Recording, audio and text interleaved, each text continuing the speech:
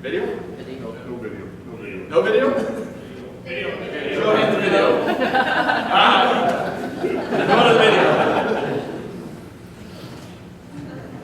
So, I originally wanted to go to college for for communications. I worked at a TV station for 3 years, and I thought that was pretty fun. And I realized that they didn't get paid very much, so then I switched over to computer science. So this is a mix of computer science and my hobby for communication. So let's see if this comes up.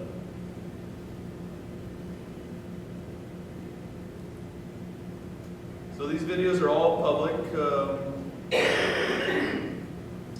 if I can find my...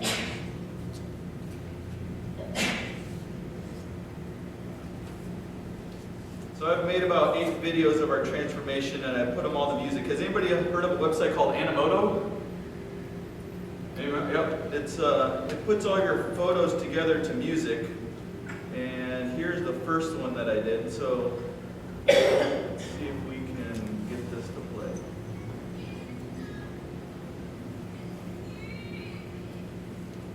So this is our first rollout of 150 people. We put everyone in a room like this, and we taught them all Scrum in 2 days. Most training is usually done by like 30 people at a time. We trained 80 managers in 2 days. Our training for 150 people was worldwide. We trained 60 people in India, 20 people in our Germany office, and then another 100 plus in our US office.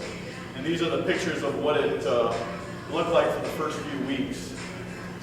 So I didn't know if I could explain this in a PowerPoint slide, so I thought I'd show this video of what it looks like. So this is our 2-day training. These are all the people in the room.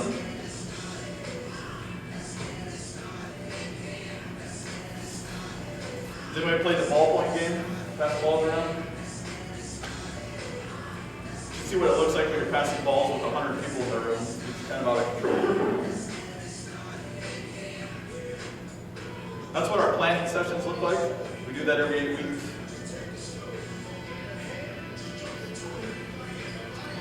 So I'll cut that short and I can show other ones, but let's get through these slides. So again, I work for a company called, that's not working.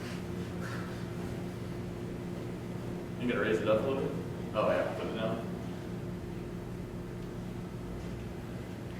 So I wanted to talk about this thing called featured components or mixed teams. There we go.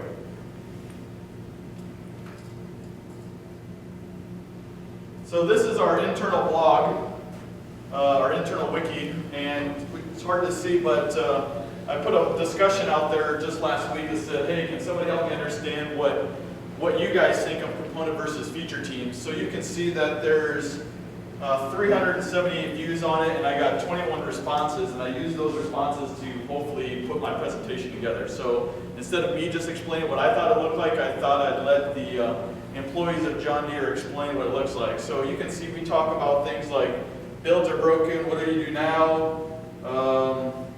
This one is Agile goals. So I said, what goals do you want me to have for next year? You can pick them. So my goals are never came up by me or my managers. I usually let all of our teams come up with the goals should look like for Agile. So people were responding with what they look like. And you can see that as soon as I go out of the office, everybody wants to IM me and get in contact with me. So again, this is me. I've done a few triathlons. I started John Deere in 2001. I was originally a Java developer, then I became a project manager, then a program manager, and then, like I said, in 2008, I got introduced to Agile, and then from early 2008 to late 2010, I was doing Scrum Master and Program Manager, and then since early 2010, I become a full-time Agile coach, coaching our 800 people around the different organization. All of these guys back here, these are the guys that didn't feel very well after the triathlon, so they're going to the massage people to get the muscles worked on a little bit. Does anybody know what the John Deere tagline is? Nothing runs like a deer. Nothing runs like a deer. So as I was running my triathlon, my 6 miles, how many times do you think I heard this? Nothing runs like a deer. thought it was funny like the first 3 times, and after that, it just I was like, I gotta finish this race.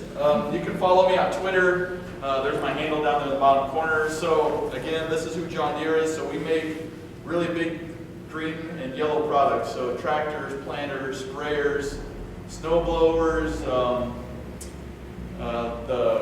golf equipment. I own one of these on the left. I got a free hat with it. We also do engines. We also do construction equipment. We also have forestry, and then we also do lots of products. So John Deere Intelligent Solutions Group. So John Deere, really, really big. John Deere Intelligent Solutions Group, just part of it. So we've got a purpose in our organization, and our purpose is to deliver innovative solutions that radically improve our customers' productivity, efficiency, and profitability as they grow and feed the world. So by 2050, how many people are there expected to be in the world? 15 billion. 9 billion people. And John Deere's job is to build the infrastructure and the tools to feed and build the world. So I was like, that's kind of a big goal. We always joke with our other people that work around the Des Moines area. We have a lot of financial institutes, and they're always like, oh, we move papers and create financial documents that create banks and loans and that stuff. And I said, oh, well, we get to feed the world. That's kind of different. So here's some of the products we make. So we make these things called touchscreen displays. We also do these things called GPS devices, and they go on top of tractors. So if you think about it, this is a sprayer, and it's got a 100-foot boom, so it's going down the field and it's spraying chemicals. And what happens is you're driving down, all of a sudden a waterway comes over here, and you don't want to spray chemicals in there. So based on the technology that's in those displays and in the receiver, the guy does not have to stop, and it automatically turns off that section and keeps going. That's just one of the products. Another one that we have is this thing down here called a combine and a tractor, and a lot of our customers do not like to stop once they start harvesting, because if they're stopped, they're losing money, they're losing productivity. So this product that we have coming out here, it automatically aligns these two things together, and then it allows him to unload as he goes. Automatically, without touching the wheels. He doesn't have to push the gas or anything, it just automatically works. Pretty cool, right? The last one up here, so this guy's doing some planting, and you can see there's this line right here, and that's where he wants to stop. So it's about I think it's about 6 inches that he wants to stop it within. So it automatically goes, and it picks up the planter right here on this line, automatically turns the tractor and puts it right back down on that line within 6 inches, automatically within not touching the steering wheel. And it automatically puts a grain out of the planter right into the ground without him doing anything. Okay, so we do a lot of software, and we have lots of teams, and we do Agile and all this stuff. So Okay. there's still an operator in the vehicle. Still an operator, we still have safety people. We gotta make sure that it doesn't drive in the ditch, and if the satellite falls out of the sky, I gotta make sure that somebody's in there to grab the steering wheel. It's funny you say that because a lot of our customers that have people that are in the machine driving it, they get bored. They're just like sitting there going, oh, this is boring, the thing's doing automatically, so then they start pushing buttons, and all of a sudden it goes like that. So we have to create a lockout screen so people can't touch it. So here's some of the other products we make. So this is a dealer and a customer sitting on their computer, and they're able to see all of their different machines anywhere within the field from their computer in their house at any time. So like I said, so I'm from Des Moines, Iowa. I took the route of Denver to San Francisco to Vancouver to get here. We have offices in Torrance, California. I'm from Riverdale, Iowa. Moline, Illinois is where our headquarters at. We also got Kaiserslautern, Germany, Pune, India, Brisbane, Australia, and Argentine, Brazil are all over different locations for just our group. There's lots of Deere factories, but those are the groups where John Deere Intelligent Solutions Group is. Okay, so John Deere Intelligent Solutions Group, and now we're going to try to talk about features and component teams. So during my rollout of 800 plus people in a matter of 6 months, I encountered a lot of those guys, lots of elephants, and they encountered a lot of me, and I sometimes got stepped on. I ran into lots of issues, but when I got asked to speak at the conference, I stepped back and I realized that if you build great teams and you focus on great teams, I think a lot of these elephants go away. But if you don't focus on the teams and you don't build great teams, a lot of these elephants will just come out of the woodwork and wreak havoc on your projects. So I thought I'd talk about features, components, and mixed teams and kind of talk about how we got there. So I always have to start with the why. So this is kind of what most people are used to, right? You've got a certain amount of work to get done, and you've got a certain amount of teams with a certain amount of skill sets, right? And what always happens is some things don't get worked on, and some teams usually work on some other lower priority work because they don't have the skill sets to work on that most important work, right? So what you have to do then is, one person referred to this when I showed the slide, you have to make more squares. So if you make more squares, you get these things down at the bottom to happen. So you get, it's easier to plan, it's easier to remove single points of failure, you get product synergies, and you get employee satisfaction. So that's the why, and now I'm hoping to show you the how to get there in 20 minutes. Okay, so here's kind of the how we got there. This didn't just happen in one day. We didn't go from like walking to feature teams, right? So I'm going to hopefully in 20 minutes explain all of this to you. So how it all got started. So in September of last year, we had to launch this product right here. It's called the 2630. It's 30 inches wide, runs a tractor, and if we did not ship it by January, tractors would not ship. If this little display, 30-inch display, was not already available by January or February at the latest, big tractors would not be able to ship. $500,000 tractors, lots of them. The tractors that are already sold out for the entire year. If that thing's not working, tractors don't sell. So in September, we decided to go all in. All people that worked on this display decided to change the entire process in September. Like really close to January when we had to launch the product. So we decided to go all in. And first thing we did is we hired a coach. I got told to put these other coaches up on the screen. Thought I was supposed to get some feedback. Not much feedback. Do you guys know who those guys on the left are? Not funny? Okay. Is that the kind of coach you know? I don't know. I don't know enough about hockey to know those guys very well. So we hired the guy on my right. We hired Dean Leffingwell. He's out of Boulder, Colorado. He came out and helped us with our transition. And the first thing that we did is we trained managers. That was like number one thing. So regardless of the teams, if you don't get managers up and going of what this whole thing's going to look like, you will have problems, guaranteed. I experienced it over and over and over. So we had a 2-day training, and it looked like this. So we're up to about 220 managers trained. We didn't just invite engineering. We also invited this guy who works in our hardware group. We also invited this guy. He's our John Deere attorney. So we invited people like our attorneys. We also invited this guy back here. He's in charge of accounting. And we also invited this guy. He works at another factory where we have to install these displays on. So if they don't understand how this all works together, it wasn't going to be successful for us. So we invited all these managers together to learn about this 2 days of training.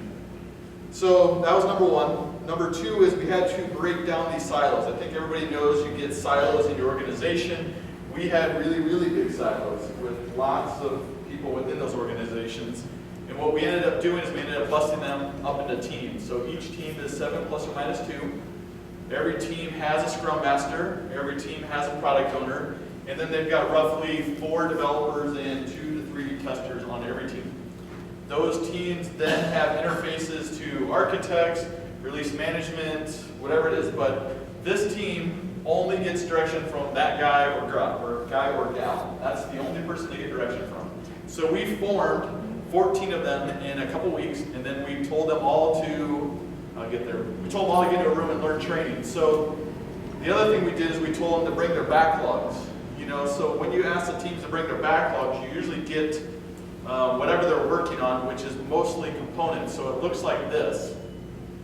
So we have all these feature requests that we want, and every team built their backlog, and what happened is we had a feature, and it would get broken up into components, and then those components would be built into a backlog of what the team had to work on. So you'd go to a demo, and you'd see a bunch of like APIs working, and you had no idea how that feature was actually going to work. So that's what phase 1 looked like. We told all the teams, just bring your work. Whatever you're working on, just bring it. We'll figure it out. So all the teams brought all their work. Again, this slide, somebody also joked with me, it's like a waterfall. Water is coming down. I didn't think of that when I built it, but it's kind of right. So then we also had the problem where we had multiple products, right? Multiple products. Every team gets break them into components. Then the teams get to work on different components, right? Somewhat works. Not great, but works. The third step, the fourth step we had to do is we had to pick product owners. So back here on this slide, I showed breaking down these organizational structures. So when we decided to pick product owners, we didn't pick them from just one group. So if you guys are picking product owners from just your business analyst group or just your requirements group, it's probably not going to work as best as it possibly could. So we picked people from any of these organizations. We looked at them, we knew what the skill set was, so we have roughly a few developers that are now product owners, a couple QA that are now product owners, a couple system engineers that are product owners, and a couple business analysts that are now product owners. So we didn't just pick them from one group, we picked them from any of the groups. Keep going.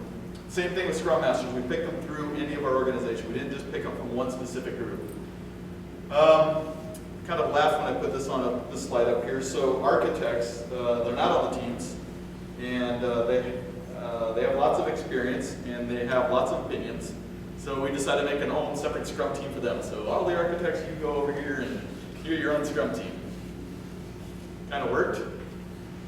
Next thing we did is we taught everybody Scrum. So again, this is what it looked like. This is the first class we did. You can see these little table numbers. So table number 11, table number 12, each one of those represented a team. And we had these printouts on the doors walking in with the name. So you would find your name and say, oh, I'm on table number 11, and you would go there. That's how we kind of figured it out in the beginning. Now, most of these teams did work together, but some people were not on some people had no idea which team they were going to be on. We did that we drew a straw dog, and what happened is as soon as we started the class, some people started arguing with like, I'm on the wrong team, I'm not supposed to be on this team. And my response was, go to the right team, which team should you be on? So people just moved to the right team. We didn't say you have to be on that team. We came up with a 90% likelihood and then allowed people to move to which teams they thought they would be best on. Okay?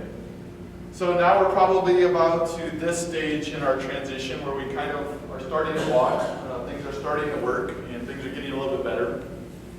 So then, at any large organization, especially ours, everything has to have a 3 or 4 letter acronym, right? I don't know if does every company have 3 or 4 letter acronyms, right? And we got to call it something. So on my way back from Germany one time, I created the Scaled Agile Delivery Methodology. Is anybody familiar with the Salesforce.com rollout? They called it the Adaptive Delivery Methodology, and they had this little box. They got rid of the S, and they had the A with a square box, and everything looked just like this logo. So I kind of stole their logo and came up with the Scaled Agile Delivery Methodology, and made it green and yellow. Okay? We had to call it something. This was what we called it. So this is what it looks like. We focus on 3 things. We focus on Lean, Scrum, and XP. Each different level has different focuses. So at the team level, they're probably most worried about XP. They focus a little bit on Scrum. If you look at the program level, they're mostly run by Scrum, a little bit of XP, a little bit of Lean, and then at the top level, they're focused mostly on Lean. Okay? So we manage all 3 of those. Our first rollout usually takes about 2 months of Scrum, and then about 2 months of XP, and then probably another 2 months of Lean. It's kind of how most of our transitions happen. Okay, so the next stage we went through is we formed these things called Agile release trains. I don't know if anybody's heard of these. So what we do is we created a product. So that display was one train. It had all of the people necessary to build that product. Everybody worked on that individual train. We have other products, and those products are on other trains. So the dependencies within one train are a lot, but between trains, they're not very dependent. Okay? So we create these things called Agile release trains. If you read Dean Leffingwell's book, he talks chapters and chapters about the Agile release trains. So these trains deliver continuous software. That is their job. Just build software and have it releasable at any time. That's what they focus on. So we built a bunch of these trains. How much time do we got left? 5-ish minutes? Oh, man. 8. Keep going? All right, so this is what it looks like. So we always have to have a process map for everything we have. So on the bottom, we have those 80 teams, right? All 80 teams are working in Scrum, and they work on 2-week increments, and then every 8 weeks they all get together. So they all start on Tuesday, and all start on Wednesday, and then on Tuesday. Every team through our entire organization. All of them. They all start and end on the exact same time. So now we got cadence, right? So if this team over here has a dependency on them, and they want to figure it out how to work on the next sprint, they know when they can do their planning. So everybody knows when every other team ends and starts, right? There is no this, well, some teams are 2 weeks, and some teams are 3 weeks, and some teams are 4 weeks. No, every team is 2 weeks. And every team knows when somebody else's demo is going to happen, and everybody knows when sprint planning will happen. It's just consistent. It's the only thing that's consistent. So above them, so teams are working on stories, those fit into sprints. And then above that we have features. So features normally fit into 8-week chunks. Oh, I said that wrong. Features always fit into 8-week chunks. They don't ever expand more than 8 weeks. They always fit. How do we get them to fit? Break them down, make them smaller, make them fit. Right? So no feature goes bigger than 8 weeks. If it does, we just create another feature and we work on that in the next incremental work. Okay? 2-week sprints, 8-week release planning session. So every 8 weeks we have a release potentially shippable. So we got features and enablers, and then above that we have epics. So epics are year-long. They fit in, then we break those into features, and then features get broken into stories. Why did I pick epics to only last a year? Close. That would have been a better idea, but we didn't do it that way. Our CIO walked into our office one day and handed a dictionary to our engineering manager, and he said, look up the word year.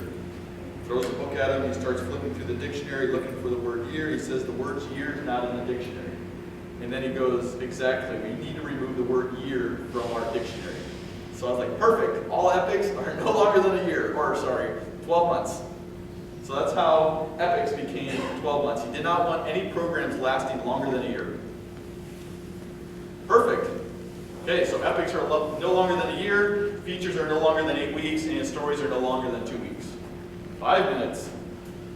All right, time to pick up the pace. So this is what release planning looks like. Again, these are the teams. Every team has a product owner, scrum master. If they have a dependency on this team, guess when they work it out? They're in this meeting, right? All the dependencies are resolved here. This guy over here, he's telling everyone what his team is going to work on the next 8 weeks. And everybody hears it. Everybody knows it. Everybody gets to listen to it. And everybody gets to make a suggestion about it. There is no hiding. Nobody can hide what they're working on. So every team stands up and presents what they're going to work on in the next 8 weeks. You see these guys in the back? Who do you think they are? Managers. Bingo. Yep. They get to hear it. They find out what's going on. They know what's going to happen. So we do that every 8 weeks. We have 800 people now planning in different locations all at the exact same time worldwide. And then guess what? They get hungry. It's a full day. We have to serve them, I think, average about 53 pizzas every 8 weeks. People get hungry. You know, it's a full day of planning. And it's only 8 weeks. It's only 8 times a year. Sorry, 6 times a year. So we feed them. Another stage we went through is we bulldozed all of our cubicles. So we just took them all down. We just cleaned house. Nobody got a cubicle. Every team got areas like this. That's Renee. Renee's waving at me while I'm taking a picture. So every team is in this U shape. So if you walk into our office, there'll be a team here, another team here, another team here, another team here, another team here, another team here, another team here. Just all the way around, everywhere. They all have the same layout. So then we needed to figure out a way to make things go faster. So remember, big slides, components take a long time to get out the door. Now we built feature teams. So feature teams were a combination of component teams, right? We took all of the guys from different components and made them feature teams. So we had our backlog, and we could just take out one feature and give it directly to a team. So you're the guy that talked about the bus thing, right? And you had all these different things that different teams had to talk to each other, right? And you had to figure out how they could all work together. Well, we just took each of those groups and made them one group and called them feature teams. So now they had end-to-end ability to get stuff deployed. So if you needed to take a DBA out of here, put them on here, that's fine. UI guy, take them out of here. If you needed some business objects layer, just put them in there. One team, full end-to-end ability to create features. Okay? So this is kind of what it looks like. You have a product, it has an epic. That epic then gets broken out into features, usually gets handled to multiple feature teams. Those things then get broken into stories, and then those get handled to multiple teams working on multiple stories, okay? Once those stories are completed, it gets rolled back up to the feature then gets rolled back up into the epic, and then the epic then turns into something we could ship. Okay? So another phase that we went through, we taught everybody TDD. We hired a company, came in, they talked about TDD. They went, everybody, all developers and testers, went through a two-day TDD training. We also purchased material. We also got my friends at Rally to give us some software so we could keep track of all these stories that are going everywhere. We also started working on Hudson.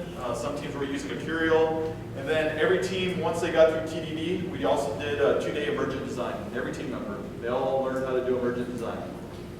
So this is one of our phases of rolling out practices and tools. And then what happens is, you find out that you don't have the right POs in the right spots. So this is kind of where we had to make some adjustments. So we went through a phase where we probably only had to fix maybe 2 or 3 product owners, 2 or 3 scrum masters, and found where they needed to be best in our organization. So we did some adjustments. Then we gave them training. We don't allow any PO or scrum master to take these 2 classes unless they've gone through Scrum for 6 months. Just like that. Sorry, sorry. I laughed. It works. It's not the best. They have to learn it. They may not find out the first 2 days that they even want to do this job. So we kind of just let it go, and anywhere from 3 to 6 months, they start becoming a product owner, Scrum Master certification. And we don't even, I think our next version is, I think we're just going to do an internal one, so they're not even going to get the official paperwork, because who needs to spend an extra $500 on certifications, right? Or not. All right, so now we're moving along. 2 minutes left, a minute? So now we have a combination. So this is where we have a combination of feature and component teams. I would say that we have pretty close to about 70% feature teams and about 20% component teams.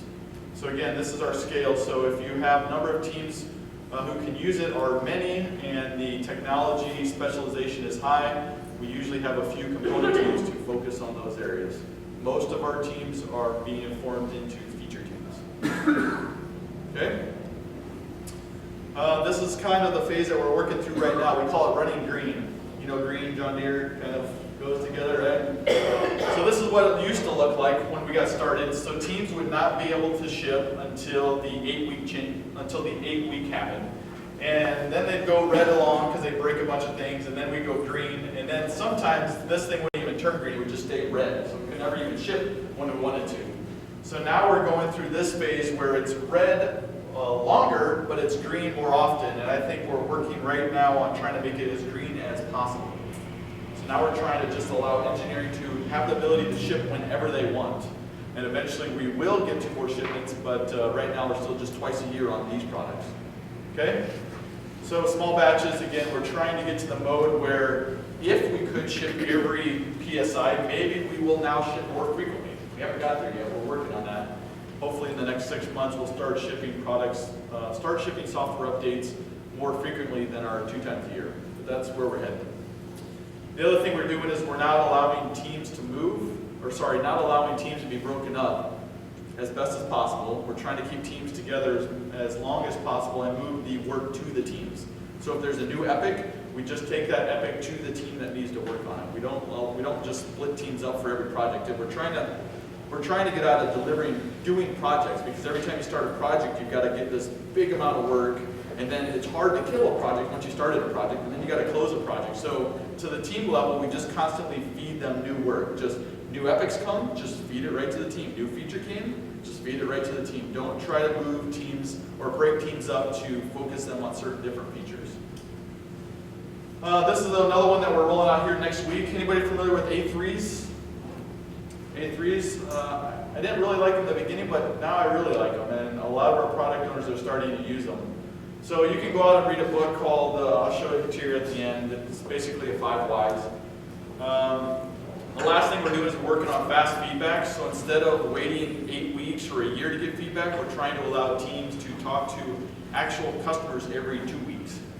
Instead of waiting 8 weeks to get feedback, we're trying to get to 2-week feedback cycle. And then hopefully instead of 2 weeks, we're trying to get to weekly feedback. So we're trying to get to as fast and as possible feedback without waiting to make a change based on some customer that we haven't even talked to yet.